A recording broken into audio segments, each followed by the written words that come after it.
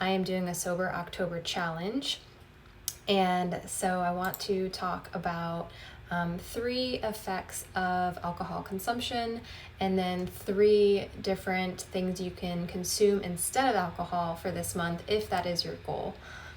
So starting off with one reason on what alcohol can do to you. So consuming alcohol can deplete your body of nutrients.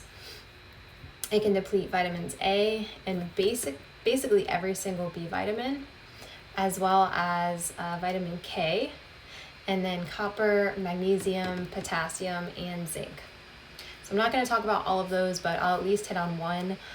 Zinc specifically, so alcohol can decrease zinc absorption, and also it's going to increase urinary zinc excretion. Alcohol is a diuretic, it makes you go to the bathroom more, right? So zinc is important for the production of hydrochloric acid, which we need to digest our food. And actually, about 50% of people who drink moderate to high amounts of alcohol are severely zinc deficient. And we also need zinc for our immune system, and for wound healing, and for metabolic function, and many other things. And a second reason on why alcohol negatively affects the body is going to be that it damages the liver and the pancreas. We know that it damages a lot of other organs, but specifically when it's harming the liver and the pancreas, what's going to happen is it's ultimately going to affect our blood sugar. There are actually cells in the pancreas that metabolize alcohol into toxic byproducts, and this can damage the ducts of the pancreas. And then what happens is pancreatic enzymes can get built up. So they're supposed to be excreted from the pancreas and go to help digest food, but instead they can get built up and eventually damage the pancreas itself. When this gets really bad, this is how people develop pancreatitis from drinking alcohol. And so if your pancreas isn't functioning properly, then your insulin, so you have glucose and insulin and they help balance each other out, right? Your insulin's not going to be regulating properly in response to glucose. And your liver also plays a role in that. It plays a role in blood sugar balance as well. So what happens is that both your liver and pancreas getting affected by the alcohol results in having unstable blood sugar. And so what happens is you can have hypoglycemia, which is low blood sugar, or hyperglycemia, high blood sugar. And so this is extremely dangerous if you already have diabetes. So diabetes and alcohol don't mix well.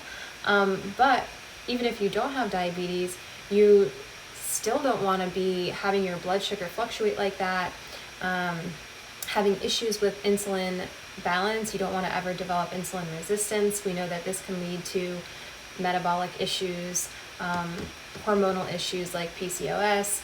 And if you have blood sugar imbalance issues, or even just from drinking a little bit of alcohol, you can eventually experience weight gain. And then in the short term, you can have mood swings, sugar cravings, difficulty staying concentrated. So a whole lot can happen from the alcohol and its effects on the liver and the pancreas. And then the third thing I want to talk about today with what alcohol can do to your body is that it holds us, it helps us, it makes us hold on to weight, right? And it makes us gain weight. So there's actually so many different reasons as to why alcohol does that to our bodies. First of all, the most common sense reason is that it's excess calories, right? It's empty calories. So you've got calories in the alcohol itself, but then what are you drinking it with? Are you drinking it with mixers, or whatever kind of cocktails you're drinking? So I was a bartender for, 10 years, and I've seen what's put into drinks, and it's so much sugar. Anything you order from the drink that's like a Cosmo or a margarita or anything that has a mixer in it is just loaded with sugar. And so that's one way, is getting excess calories. The other piece of it is that your body actually uses alcohol as fuel before tapping into your glucose and fat stores. So this means that you're going to have excess glucose and excess fat in your body that wind up turning into adipose tissue or fat or excess weight. And then on top of that, alcohol harms your digestive function. So your enzymes are reduced that normally break down food. I touched a little bit on that with the pancreas. And so if you're not breaking down food properly, then you're also not absorbing the nutrients from that food, right? And your metabolism is affected as well if you are not digesting food properly. And then another piece to weight gain is sleep. So alcohol actually completely disrupts our sleep cycles. So although it has a sedative effect on us, and a lot of people think, oh yeah, I drink alcohol, it helps me go to sleep. It actually basically knocks you out and puts you to sleep, but ultimately it disrupts all of the pieces of your sleep cycles. So often you'll find yourself waking up a lot when you're drinking alcohol before bed. And what happens there is that, well, one, if we're not getting proper sleep, then we totally dysregulate our hormones. And they're hormones that will keep our bodies at an optimal weight. And on top of that, it literally makes us hungrier the next day. So when we have poor sleep, then we can increase certain hormones that tell our bodies, hey, I'm hungry. So you're automatically going to consume more food than you really should be the next day. And alcohol impacts our sex hormones. And we know that sex hormones play a huge role in healthy weight management. So those are 3 pieces of why alcohol can be harmful on the body. So what are you supposed to be drinking instead of alcohol? A few alternatives. One is kombucha. So kombucha is fermented tea. So this actually has some beneficial pieces to your health, like antioxidants in it. Antioxidants can fight free radicals. And then we know that kombucha also has bacteria in it, right? So the bacteria content may be beneficial for our microbiomes. Everyone's a little bit different there, but for most people it can be beneficial. The only caveat is that the kombucha is made with sugar, so you always want to make sure, okay, how much sugar, how many grams of sugar are on the back of this bottle.